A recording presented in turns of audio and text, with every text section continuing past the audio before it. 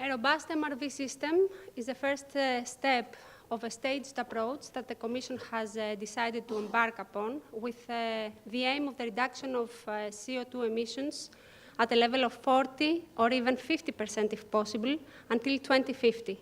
This is with regards to the baseline of 2005 emission limits. This is alongside other contributions already being made by other sectors of the economy. A few questions that we need to make to ourselves before these short presentations are the following. Do we have to comply with the EU MRV, given the fact that MEPC 69, in about 10 days, is going to possibly adopt a new IMO global MRV system? Second question is, what are the possible changes that have been proposed for MARPOL Annex 6? And finally, can we have a soft landing to what is possibly going to be a reality of an IMO global MRV system?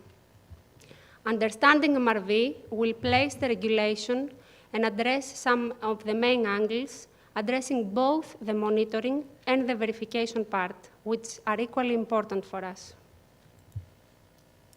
The scope of the MRV regulation, as highlighted before, applies to ships of 5,000 gross tonnage and above, regardless of flag, that undertake intra-European voyages, all voyages incoming from a non-EU port to the first EU port of call, and outgoing voyages from an EU port of call to the next non-EU port. Of course, there are some exceptions here. Warships, naval auxiliaries, wooden ships of primitive build, ships not propelled by mechanical mills, and government ships are excluded from the application field. An important note that we should be making is that the regulation covers only activities that refer to commercial purposes. So every voyage that has as a purpose to disembark, embark passengers, to unload and load cargo is included within the application field. And some statistics in terms of the impact of the regulation. Until 2019, it is estimated, according to ICE data, that some 16,400 ships will be directly affected by the EU MRV regulation. Here you see a graphical representation of the implementation schedule involved. The regulation has entered into force since 1st of July 2015. We are in the middle of a preparation period at the moment, whereby by 31st of August 2017, each vessel should have a monitoring plan developed in accordance with the mandate of the regulation. Officially, the first reporting period starts on the 1st of January 2018 and will last for 1 calendar year. At every consecutive period, which is 1 calendar year thereafter, on the 30th of April, an emissions report should be submitted to the verifier in order to get the approval, and by 30th of June each calendar year, a document of compliance shall be issued based on the approved emissions report. So what will it mean for the ship owners? As we said before, a monitoring plan should be developed in accordance with the provisions of the regulation to cover the specific method or methods to monitor carbon emissions, and this will be assessed for conformity by the verifiers, which are independent third parties, accredited bodies pursuant to specific regulations within EU. Verification process, we said about the verifier, and the reporting element is equally important. This will be done on an annual basis based on aggregate data. For each voyage, we're monitoring the CO2 emitted as a function of fuel consumption, multiplied by the emission factor. For here, we use the default values of the IMO for the emission factors for each emission sources. So this includes main engine, auxiliary engines, inert gas generators, boilers, etc. We do monitor transport work, so the distance traveled, the actual distance traveled, multiplied by the cargo carried, expressed in metric tons, TEU, and other measurements in accordance with the ship type. And also the time spent at port and the time spent at sea. There are some exceptions here as well. Ships engaged in short sea shipping, so ships that are only trading within EU ports within a calendar year, and ships performing more than 300 voyages per calendar year within EU should be exempted. As highlighted before, 4 are the methods that are acceptable by the EU MRV in order to measure CO2 emissions. The first and foremost, the most popular one, and basically the most reliable one at this moment, is the BDN, with a correction on the density of the fuel in accordance with the ISO 8217 standard. The second one is the bunker tank fuel measurements on board, based on automated system and soundings. The third one being the fuel flow meters, preferably the mass flow meters. And the fourth one, direct emissions monitoring. Here we need to highlight that the IMO currently, at the proposal being discussed for adoption on an IMO greenhouse gas emission data collection tool on fuel emissions, on fuel consumption, they are discussing just 2 methods, the BDN and the flow meters. So there is a small deviation there. What needs to be monitored and reported on an annual basis is the aggregated annual data on the amount and emission factor per fuel type, CO2 emissions, fuel consumption, distance traveled, time at sea, transport work, and average energy efficiency.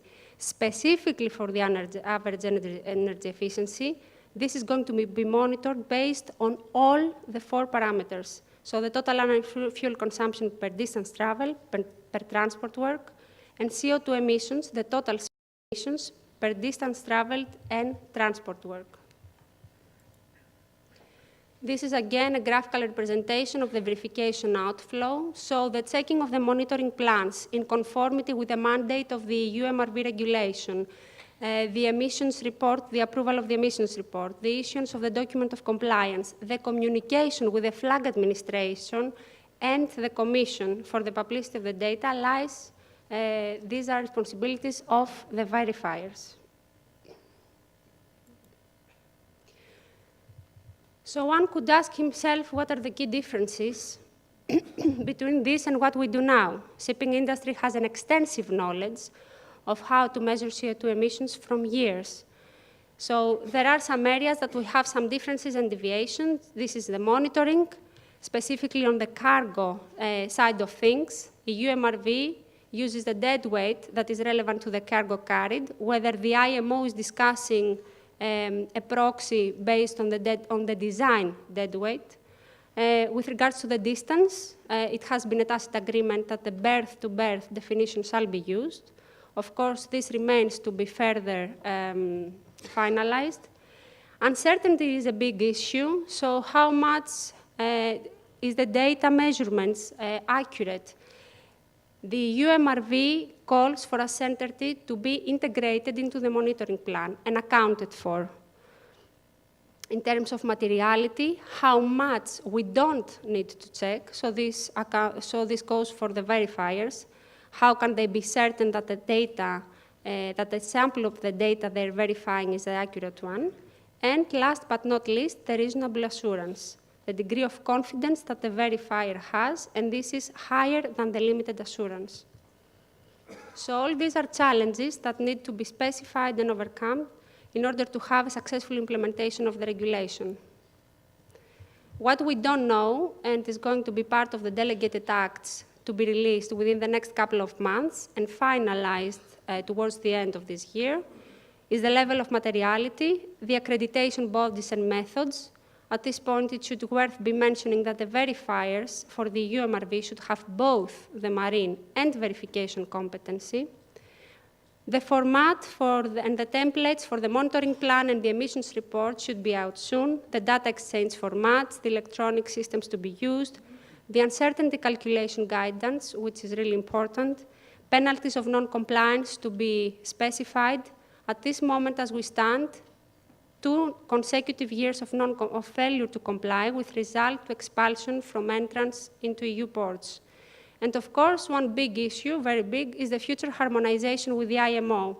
Right up front, from the proposal for the adoption of the EU MRV system, there was the intention in in case that there is an IMO global MRV system, there was an intention to review the provisions of the EU MRV in order to align this regional system with the global one.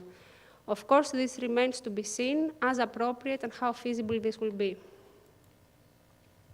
So mapping the way to cleaner emissions, we do advocate a practical approach to compliance whilst achieving the desired goals. Of course, IMO has done a long way, but we need to take into account that there are projections about the increase of the world trade.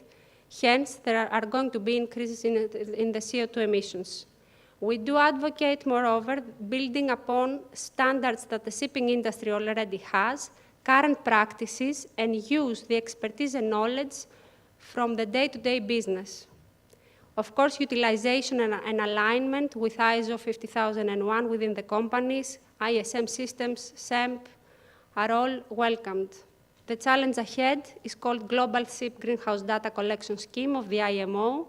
It remains to be seen what is the link with the EU MRV, what are going to be the greenhouse gas reduction targets that are going to be surely distinct from the existing technical and operational measures as we currently have them.